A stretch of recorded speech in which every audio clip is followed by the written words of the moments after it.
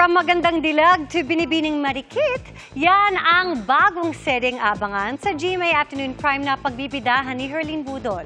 At may leading man pa siyang foreigner at isang first-time gagawa ng serye sa GMA Network. Makichika kay Lars Santiago.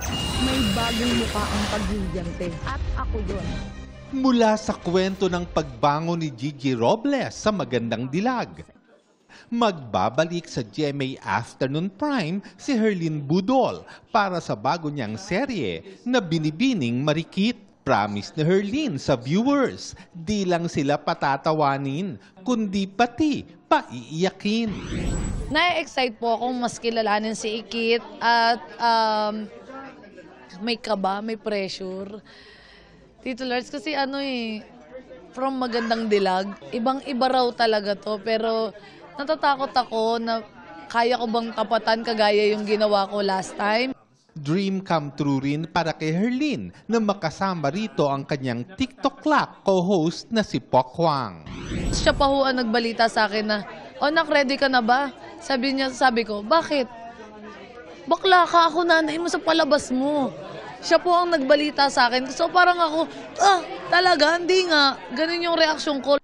Welcome na welcome naman kay Herlene na isa sa leading men niya sa series si Tony Labrusca na for the first time ay gagawa ng project sa GMA.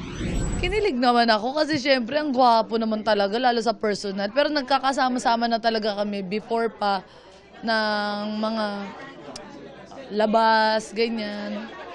Friends of friends. Kasama rin ni Herlene sa bago niyang show sina Thea Tolentino, Almira Mulak, Chris Villanueva, Jeff Moses, Ashley Rivera, John Fear at Migs Almendras. Excited na rin si Herlene na makilala ang isa pa niyang leading man na isang artistang foreigner.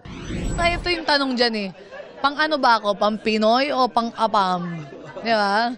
Nasaan ba ang future ni Ikit? Sa totoong buhay ba, ano ka, pang-Apam o pang-Pinoy? Kasi minsan na ako nasaktan ng Pilipino. Charang din. Ba't di natin subukan ng Apam? Lars Santiago, updated sa showbiz happening.